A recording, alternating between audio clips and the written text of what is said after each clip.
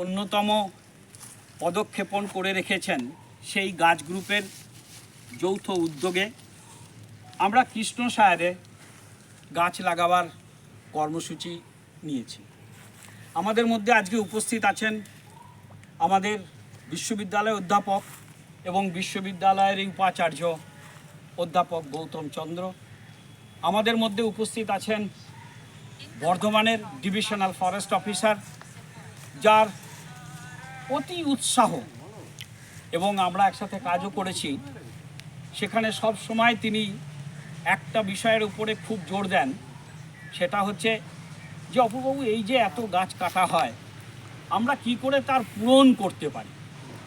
তা ওনার সেই কথাটা আমি সেদিনকে মাথায় রেখে ভেবেছিলাম যে যদি বর্ধমান বিশ্ববিদ্যালয়ের অধীনস্থ কৃষ্ণসায়রে একটা গাছও কাটা হয়, তার পরিবর্তে আমরা 10 থেকে 15টা গাছ লাগাবো। হতে পারে যে কোনো অবস্থার পরিপ্রেক্ষিতে গাছটা আইদার নষ্ট হয়েছে অথবা গাছটা কাটা হয়েছে, কিন্তু কথাটা হচ্ছে আমরা সেটা পূরণ করে দেব।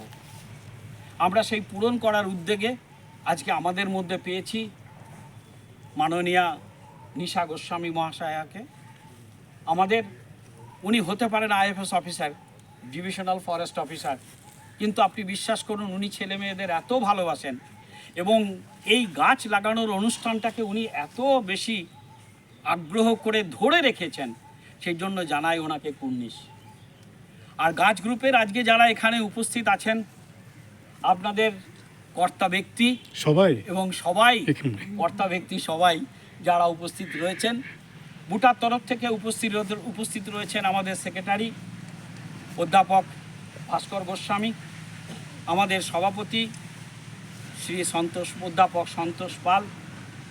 এবং আপনারা শুনলে অবাক হবেন যে সকালবেলায় বেড়াতে বেড়াতে বর্ধমান বিশ্ববিদ্যালয়কে কি করে সবুজায়ন করা যায়, তার অন্যতম ব্যক্তিত্ব হচ্ছেন আমার পাশে দাঁড়িয়েছেন অধ্যাপক সুনীল গারফর্মা।